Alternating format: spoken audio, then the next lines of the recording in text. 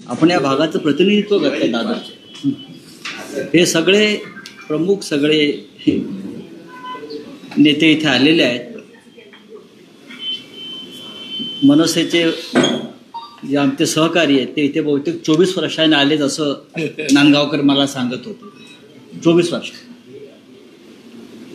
त्यानंतर पानसांचा नंबर लागतो. 11 वर्षांनी ते आलेले आहेत. जयंतराव प्रथम आलेले. या सगळ्यांचं मी स्वागत करतो. आजच्या घाईघाईनं बोलवलेल्या पत्रकार परिषदेचं भूमिका स्पष्ट करण्यामागचं एवढंच एक लहानसं कारण आहे. पण सगळ्यांनी एकत्र येणं गरजेचं होतं. गेल्या काही दिवसापासून निवडणूक आयोगाच्या घोटाळ्यांबाबत महाराष्ट्रातील सर्व प्रमुख पक्ष एक लढाई लढतात. ही लढाई राहुल गांधींच्या नेतृत्वाखाली आम्ही दिल्लीत लढतोय. त्यानंतर आता महाराष्ट्रामध्ये ही लढाई सुरू झालेली आहे. त्यातून काय निष्पन्न होईल याच्याविषयी शंका आहे. आजच महाराष्ट्र नवनिर्माण सेनेचा एक फार मोठा मेळावा गोरेगावला पार पडला आणि तेथे माननीय राज ठाकरे यांनी 2 मुद्दे मांडले. त्यांनी सांगितलं की मतदान करा किंवा करू नका. निवडणुकीचं मॅच फिक्सिंग झालेलं आहे आणि या मॅच फिक्सिंग विरुद्धच आपली ही लढाई आहे. महाराष्ट्राच्या यादीमध्ये 96 लाख बोगस मतदार आजही आहेत. म्हणजे जवळजवळ 1 कोटी. हे 1 कोटी मतदार आमच्या दृष्टीनं घुसखोरच आहे आणि या घुसखोरांना यादीतून बाहेर काढणं ही लोकशाहीची गरज आहे. हे मी यासाठी सांगतो आहे. कालच या देशाचे गृहमंत्री अमित शहा यांनी दिल्लीतल्या एका कार्यक्रमात सांगितलं की आम्ही घुसखोरांना शोधू आणि त्यांची नावं मतदार यादीतून बाहेर काढू. हे देशाच्या गृहमंत्र्यांचं कालचं वक्तव्य आहे आणि या निवडणूक कार्यक्रमाचे प्रमुख हे देशाचे गृहमंत्री असतात. आमचं त्यांना आव्हान आहे की महाराष्ट्राच्या निवडणूक यादीमध्ये घुसलेले 1 कोटी मतदार जे आहेत त्यांना तुम्ही आधी बाहेर काढा आणि या मोहिमेला महाराष्ट्रापासून सुरुवात करा. काही उदाहरणं सकाळी सुद्धा मी ऐकली आपल्या कार्यक्रमात. त्यातलं सगळ्यात मोठं उदाहरण आहे ते पैठणचे आमदार विलास भुमरे यांचं.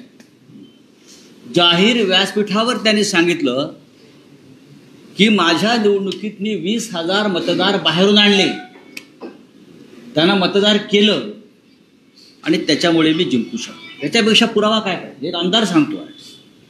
दुसरं म्हणजे मला वाटतं बेलापूरच्या आमदार मंदा म्हात्रेंचं सुद्धा फार महत्त्वाचं वक्तव्य आहे. त्या म्हणतात यापूर्वी मी लढवलेल्या सर्वच निवडणुकांमध्ये पूर्वी बोगस आणि दुबार मतदारांची यादी निवडणूक आयोगाला दिली होती, मात्र ती नावं कधीच कमी झाली नाहीत. अनेक ठिकाणी अधिकारी आणि कर्मचारी पैसे घेऊन बोगस मतदारांची नोंदणी करतात. हे सत्ताधारी पक्षाचे आमदार सांगतायत.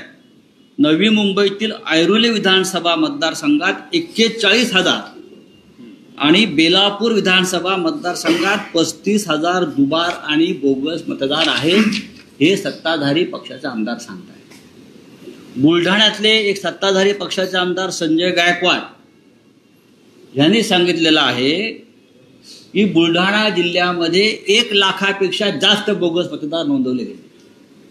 याचा अर्थ लोकसभा निवडणुकीमध्ये जो त्यांचा खासदार जिंकला हा बोगस मतदारांच्या मदतीनं जिंकलेला आहे. अशा परिस्थितीमध्ये महाराष्ट्रामध्ये निवडणूक आयोगामध्ये घोटाळा करून हे लोक सत्तेवर येत आहेत, आलेले आहेत. मतदार याद्या पवित्र असायला पाहिजे, शुद्ध असायला पाहिजेत. यासाठी हा संघर्ष आहे. निवडणुका स्वच्छ पारदर्शक असायला पाहिजेत. यासाठी या महाराष्ट्रातले सर्व प्रमुख पक्ष सत्ताधारी वगळून लढतायत. 2 दिवस सातत्यानं निवडणूक आयोगाकडे बैठका झाल्या. त्यात माननीय शरद पवार साहेब होते, उद्धव ठाकरे साहेब होते, राज ठाकरे साहेब, जयंतराव दोन्ही बैठकांना उपस्थित होते, शशिकांतराव शिंदे होते, आमच्याकडले लोक होते, कॉम्रेड प्रकाश रेड्डी होते, त्यांच्या पक्षाचे लोक होते, कॉम्रेड नवले होते, समाजवादी पार्टीचे लोक, सगळे प्रमुख पक्ष उपस्थित असून आम्ही ज्या आमच्या भूमिका मांडल्या त्या मानायला ते तयार नाही. आणि आमच्या याद्या ह्या सदोष नाही, काय म्हणतात, निर्दोषच आहेत. खरं म्हणजे निवडणूक आयोगानं गुन्हेगारी स्वरूपाचं कृत्य केलेलं आहे आणि ते ऐकायला तयार नसतील तर त्यांना असं एकंदरीत सगळ्यांचं एकमत असं झालेलं आहे आमच्या पक्षाचं प्रमुख की यांना दणका द्यावा लागेल आणि तो रस्त्यावर उतरून द्यावा लागेल. मी फक्त एका वाक्यात पुढलं एक पाऊल जे आहे ते ठरलेलं सांगतो आणि त्यानंतर प्रमुख नेते बोलतील. 1 नोव्हेंबर शनिवार निवडणूक आयोगाच्या या मनमानी आणि भ्रष्ट कारभाराविरुद्ध मुंबईत सर्वपक्षीय विराट मोर्चा निघेल.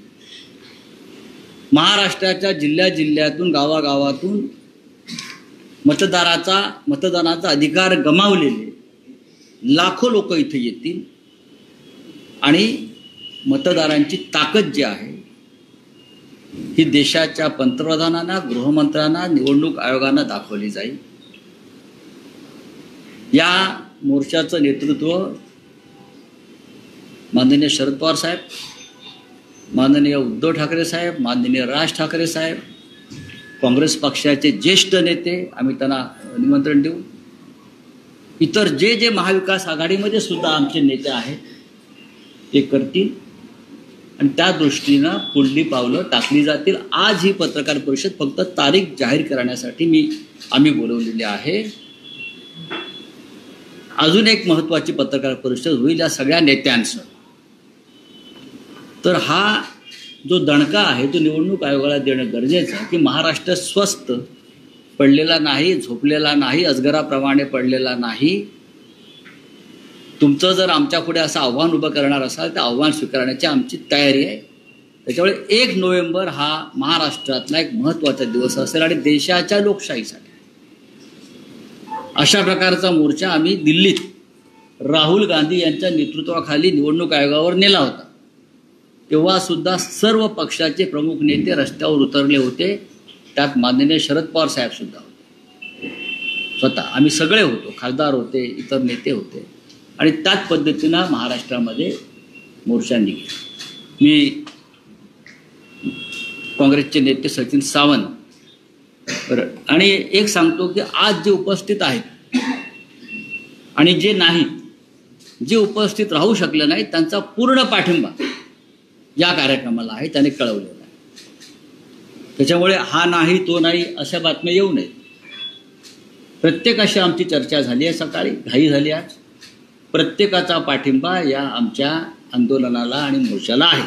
मी सचिन सावंत जे आहेत आमचे त्यांना आपली भूमिका मांडण्यासाठी विनंती करतो.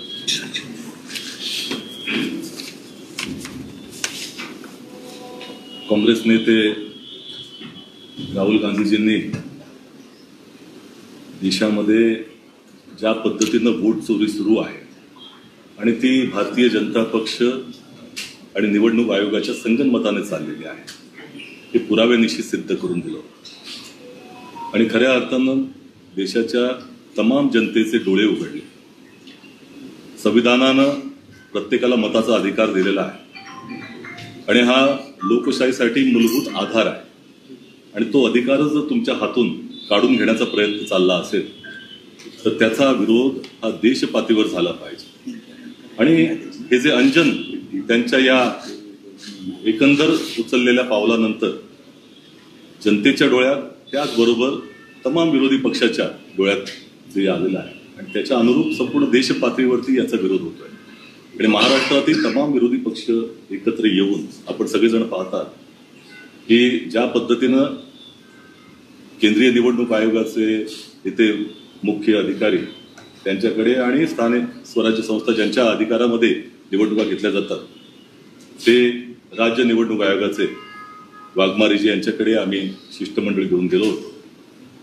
परंतु एकंदर विरोधी पक्षाच्या मतांना या राज्य निवडणूक आयोगानं आणि निवडणूक आयोगाचे मुख्य अधिकारी असतील केंद्रीय निवडणूक आयोगानं फार काही किंमत दिलेली दिसत नाही. राहुल गांधीजींनी स्वतः सांगितलं होतं त्यावेळेला की लोकसभा आणि विधानसभा या निवडणुकीच्या कालावधीमध्ये जवळपास महाराष्ट्रामध्ये 41 लाख मतदार वाढले आणि पुढं अजूनही त्या ठिकाणी प्रकाशात आलं की 16 ऑक्टोबर ते 19 ऑक्टोबर या कालावधीमध्ये 4 दिवसामध्ये महाराष्ट्रामध्ये 6,55,709 मतदार वाढले. हे अभूतपूर्व वाढ. आणि त्याचबरोबर इतर अनेक ज्या काही आक्षेप आहेत त्यातले काही आक्षेप पत्रकार परिषदेमध्ये इथे सगळ्या विरोधी पक्ष नेत्यांच्या वतीनं मांडले गेले. जयंत पाटील साहेबांनी काही मांडले आणि त्याला जे आज उत्तर दिलेलं आहे ते अतिशय संतापजनक आहे. निवडणूक आयोगानं हात झटकलेले आहेत. खऱ्या अर्थानं ही जी यादी आहे तीच आक्षेपार्ह आहे. त्याच्यामध्ये घोळ आहे. ही जी विधानसभा निवडणूक झाली ती घोळयुक्त यादीबरोबर झाली आणि त्याच्यानंतर आता 9 महिने वाढवले गेलेले आहेत. 1 जुलै 2025 पर्यंतची यादी ही निर्धारित करण्यात आली आणि त्याच्यामध्ये प्रचंड मोठ्या प्रमाणामध्ये घोळ आहे, चुका आहेत आणि त्या चुकांचं निराकरण करण्याकरता संधीही विरोधी पक्षाला दिली जात नाही. अद्यापही आम्हाला ती यादी त्या ठिकाणी प्राप्त झालेली नाही, हातात दिसलेली नाही. त्यामुळे ही लोकशाही प्रक्रियेमध्ये ज्या पद्धतीने आदर्श प्रक्रिया राबवली गेली पाहिजे ती राबवली जात नाही आणि संपूर्णपणे हे लोकशाही प्रक्रियेला घातक आहे. त्यामुळे हा विरोध त्याचा करण्याकरता आम्ही सगळेजण एकत्र आलेलो आहोत आणि त्याचा मोर्चा हा 1 नोव्हेंबरला जाहीर करण्यात आलेला आहे. विरोधी पक्ष संपूर्णपणे या ठिकाणी त्या मोर्चामध्ये उतरेल यात कोणत्या तऱ्हेची शंका नाही. आणि महाराष्ट्राच्या 12 कोटी जनतेचा अधिकार तुम्ही लक्षात घेतलं पाहिजे की गेले 3 वर्ष त्यांनी हा टाळलाय. स्थानिक स्वराज्य संस्थांच्या निवडणुका जाणीवपूर्वक टाळल्या गेलेल्या आणि आता ही जी काही त्यांना अधिकार त्यांचा प्राप्त होण्याची ही जी संधी आहे ती देखील नाकारण्यात येत आहे. कारण ही लोकशाही प्रक्रियाच पूर्णपणे नेस्तनाबूत करण्याचा प्रयत्न आहे. त्याचा विरोध सगळेजण मिळून आम्ही करतो. धन्यवाद. भारतीय कम्युनिस्ट पक्षाचे कॉम्रेड प्रकाश रेड्डी मी यांना विनंती करतो. पत्रकार बंधू भगिनी, माझ्या आधी आजचे पत्रकार परिषद कुठल्या उद्दिष्टाने घेतलेली आहे त्याच्याबद्दल माहिती सांगितलेली आहे. मुख्य मुद्दा हे येणारी जी निवडणूक आहे ती निवडणूक ही मतदार यादीवर अवलंबून असते. मतदार हे तिकडे मतदान करतात आणि त्याच्यासाठी यादी बनवली जाते. ही यादी संपूर्णपणे पारदर्शक असली पाहिजे. त्यात त्रुटी असता कामा नये, त्याच्यामध्ये घोटाळे असता कामा नये, एकच नाव 4 ठिकाणी असता कामा नये. एकच जर हे जागा असेल तर त्याच्यामध्ये 100, 2000, 500 असे मतदार नोंदवले जर असतील तर त्याच्यात ते दाखवलं गेलं, त्याच्यात सुधारणा केली पाहिजे. अशा अनेक गोष्टी म्हणजे दोनदा भेट घेऊन पक्षीय जे हे आमचं शिष्टमंडळ आहे त्यांनी 2दा भेट घेऊन निवडणूक आयोगाला, महाराष्ट्र निवडणूक आयोगाला आणि जे हे अधिकारी आहेत त्यांना सविस्तरपणे सांगितलेलं आहे. परंतु आज त्यांचा खुलासा आलेला आहे तो जुजबी आहे आणि तो खोटा आहे. त्याच्यामध्ये मुख्य मुद्दे जे आम्ही इथे सांगितले त्याच्यामध्ये काहीही सुधारणा झालेली नाही आणि त्यामुळे ती जी निवडणूक आहे ती योग्य प्रकारे घ्यायची असेल तर त्याच्यामध्ये सुधारणा झाल्या पाहिजेत ही आमची ठाम भूमिका आहे. आणि त्याच्यासाठी पुढचा जो कार्यक्रम आहे तो या ठिकाणी आम्ही सकाळी मिळून ठरवलेला आहे. आणि याच्यामध्ये आपण जर पाहिलं की हा फक्त महाराष्ट्राचा मुद्दा होत नाही. भाजप यांनी जे सरकार आहे, केंद्राचं सरकार आणि महाराष्ट्राचं सरकार, त्यांनी निवडणुकात ते जिंकण्यासाठी एक मोडस ऑपरेंडी केलेली आहे. बोगस यादी करायची, मतदार वाढवायचे, खोटे मतदान करायचं आणि अशा पद्धतीने निवडणूक जिंकण्याचा प्रकार त्यांचा चालू असतो. त्याचा कुठेतरी बंदोबस्त केला पाहिजे. तो महाराष्ट्रामध्ये होऊ शकतो, झाला पाहिजे आमची भूमिका आहे. त्याच्यानंतर मतदार यादीचा मुद्दा हा प्राथमिक मुद्दा आहे. पण दुसरे अनेक मुद्दे आहेत ते नंतर आपल्याला घ्यावे लागतील. म्हणजे जे प्रभाग आहेत त्या प्रभागमध्ये ते व्हीव्हीपॅट स्लिप आपल्याला मिळायची, पण ती स्लिपिंग आम्ही देणार नाही अशी त्यांनी भूमिका घेतलेली आहे. अशा पद्धतीने, आणि आपल्याला माहिती आहे मतदान होत असताना आता पूर्वी 600-700 होते, आता 1200 मतदान केंद्रावर असतात, तर त्याच्यामध्ये एकच मशीन ठेवायची आणि संथपणे मतदान घडवून आणायचं, आणि शेवटच्या 1 तास राहिला असेल तर मग मतदान तिकडे रांगा लागतात आणि खोटं मतदान घडवून आणायचं. असे अनेक पद्धतीने निवडणूक जिंकण्याचे प्रकार निवडणूक आयोग हे त्यांचं बाहुलं आहे, आणि ते संबंधची ही यंत्रणा आहे त्याच्यातर्फे केलं जातं. त्याला आम्ही दुरुस्ती करा अशी भूमिका घेतलेली आहे. त्यांचं जे काही स्पष्टीकरण आहे ते कोणालाच पटलेलं नाही, आणि त्यामुळे हे जे तीव्र भावना आहे मतदारांची, आणि शेवटी राजकीय पक्ष निवडणुका लढवतात, ती तीव्र भावना दाखवण्यासाठी सर्व जे पक्ष त्याच्यामध्ये, ज्याच्यात आमचा भारतीय कम्युनिस्ट पक्ष सहभागी आहे, 1 नोव्हेंबरला मोर्चा हा डिक्लेअर केलेला आहे. त्याची संपूर्ण नंतर अधिक माहिती आपल्याला देण्यात येईल. पण या मोर्चामध्ये भारतीय कम्युनिस्ट पक्ष संपूर्णपणे सहभागी असेल इतकं मी या ठिकाणी सांगतो आणि थांबतो. महाराष्ट्र नवनिर्माण सेनेचे नेते श्री बाळा नांदगावकर. सन्मान्य पत्रकार बांधव, तुम्हाला कल्पना आहे की एकंदरीत विरोधी पक्षांनी घेतलेले जे आक्षेप आहेत, आणि ते खास करून आक्षेप जर तुम्ही पाहिलात तर मतदार यादीमध्ये असलेला जो पोळ आहे, गोंधळ आहे किंवा घोटाळा आहे, अशा प्रकारच्या भावना केवळ विरोधी पक्षाच्या नाही तर महाराष्ट्रातल्या तमाम जनतेच्या झालेल्या, आणि लोकांना आता कळून चुकले काहीतरी नक्की गोंधळ आहे. केवळ लोकांनाच नाहीच कळलेलं नाही तर त्यांच्या स्वतःच्या आमदारी स्वतःची साक्ष स्वतः देत आहे, आणि म्हणून सामान्य लोकांना ह्या बाबतीमध्ये विश्वास निर्माण व्हावा. ही निवडणूक आहे हा उत्तम प्रकारे काम करतोय, त्याची विश्वासार्हता राहिली पाहिजे. ती विश्वासार्हता नाही राहिलेली, आणि त्याच्यामुळे निवडणूक आयोगाला काही आम्ही निवेदन दिली होती, पत्रही दिलं होतं, आणि त्याच्यानंतरही निवडणूक आयोगाने जे काही उत्तर थाटून पाठवून दिलेले आहे ते पाहता, पहिली गोष्ट की निवडणूक आयोगाने जिल्हाधिकाऱ्यांना आदेश दिलेले आहेत निवडणूक याद्या तपासण्याचा. याचा अर्थ निवडणूक आयोगाने हे मान्य केले की काहीतरी घोळ झालेला आहे. हे जर त्यांनी घोळ झालेला मान्य केला असेल तर तो घोळ त्यांच्या लक्षात आलेला असून सुद्धा ते जर डोळेझाकपणा करणार असतील तर त्यांच्या डोळ्यात अंजन घालण्यासाठी 1 तारखेला शनिवारी जो मोर्चा सर्व विरोधी पक्षाच्या वतीने काढण्यात आलेला आहे, त्या मोर्चामध्ये महाराष्ट्र नवनिर्माण सेना पूर्णपणे ताकदीने सहभागी होणार आहे. किंबहुना महाराष्ट्रातील सगळ्या नागरिकांनी या मोर्चात सहभागी होण्याची आवश्यकता आहे. तुम्हाला कल्पना असेल की त्या 2 निवडणूक आयुक्तांना भेटल्यानंतर पत्रकार परिषद झाली होती. त्या पत्रकार परिषदेत आणि निवडणूक आयोगासमोर सुद्धा सर्वच सन्माननीय नेते मंडळींनी आपापल्या भूमिका अत्यंत स्पष्टपणे मांडल्या होत्या. त्याचे काही पुरावे दिले होते, काही दाखले दिले होते, आणि हे सगळं पाहिल्यानंतर निवडणूक आयोग जरी बोलला नसला तरी निवडणूक आयोगाच्या ते लक्षात आलेलं आहे या ठिकाणी घोळ आहे, आणि म्हणूनच हा पब्लिक क्राय लोकांच्या वतीनेच आम्ही 1 तारखेला मोर्चा काढणार आहोत. त्यासाठी आज आम्ही सगळं एकत्रितपणे येऊन लोकशाही वाचली पाहिजे यासाठी फार महत्वाचं आहे. उदाहरणं खूप आहेत, पण आजची पत्रकार परिषद केवळ 1 तारखेच्यासाठी एकजूटपणे ही लोकशाही वाचवण्यासाठी आम्हाला एकत्रित येऊन हे सगळं करावं लागत आहे, आणि त्यासाठी आजची पत्रकार परिषद आहे. मी आमच्या पक्षाच्या वतीने आम्ही तर सगळे सहभागी होऊ. लोकांनाही आवाहन करतो आपणही सहभागी झालं पाहिजे. जयंतराव, आपल्या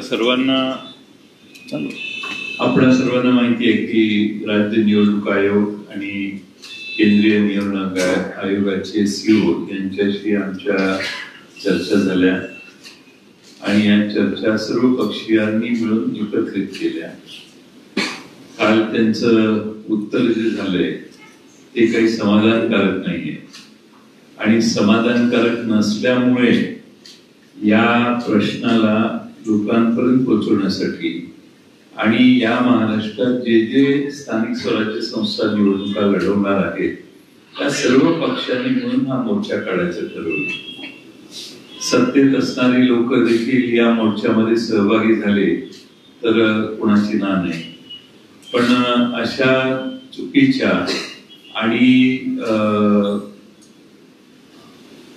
म्हणजे चोरीच्या वाटेने मतदार घुसडलेल्या मतदार यादीचा ज्यांना फायदा होतो ते कदाचित आमच्या मोर्चामध्ये येणार नाही. पण ज्यांना या सगळ्या चुकीच्या प्रकाराबद्दल चीड आहे, राग आहे आणि लोकशाहीला धक्का पोचवण्याचं काम ज्यांच्याकडून होते त्यांच्या विरोधात हा आमचा मोर्चा आहे. आणि म्हणून 1 तारखेला सर्व पक्षांच्या वतीनं मुंबईमध्ये मोर्चा निघतोय. आदरणीय शरद पवार साहेब, आमच्या पक्षाचे अध्यक्ष शशिकांत शिंदेजी आणि राष्ट्रवादी काँग्रेस या मोर्चात पाठिंबा देते, सहभागी होते. अशी अनेक उदाहरणं आहेत जी अजून आम्ही लोकांच्या समोर दिलेली नाही.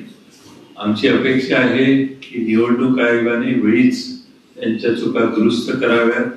निवडणूक आयोगाने आम्ही जे आक्षेप घेतले त्याला आम्हाला उत्तर देणं हे आम्ही समजू शकतो, पण त्या उत्तराच्या पुढे मुळे नंतर अनेक प्रश्न उभे राहिलेले त्यालाही निवडणूक आयोग उत्तर देईल अशी आमची अपेक्षा आहे.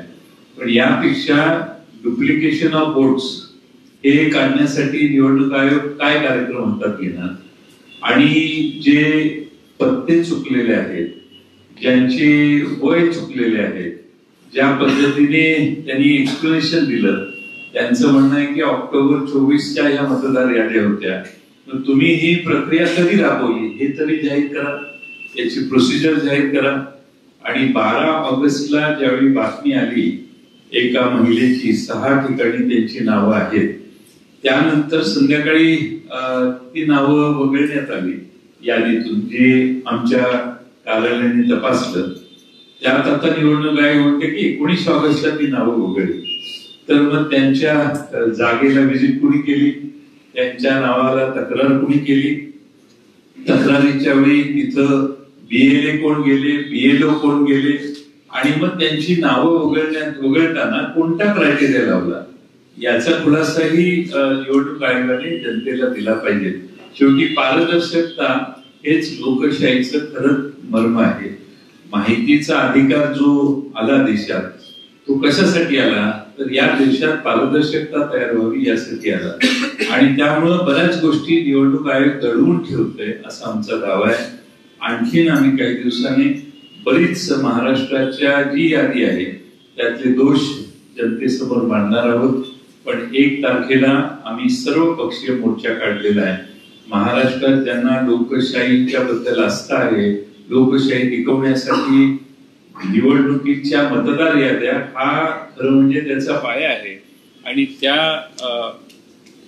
पायाला भक्कम करण्यासाठी सर्वांनीच या मोर्चात सहभागी व्हावं असं आम्ही आवाहन करतो. आणि आपल्या राष्ट्रवादी काँग्रेस शरदचंद्र पवार पक्षाचा या मोर्चात सहभाग असेल, पाठिंबा असेल. धन्यवाद जयंतराव. अरे अभी मराठी में बोल दिया भाई.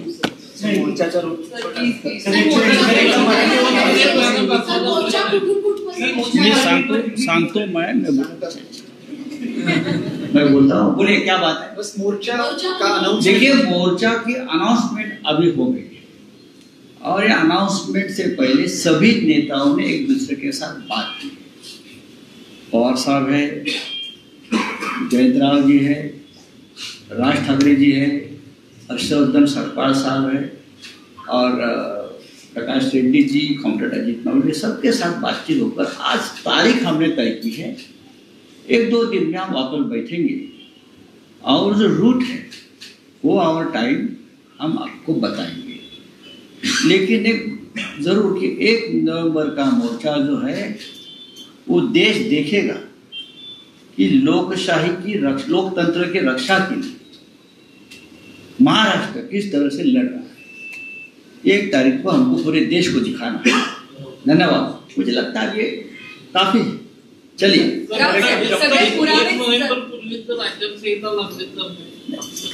बघून आल्यावर दिल्ली की आचारसंहिता लागायला मुंबई महापालिकेची निवडणूक घोषित करावी लागेल. दिल्लीत पण असा मोर्चा काढण्यात आला.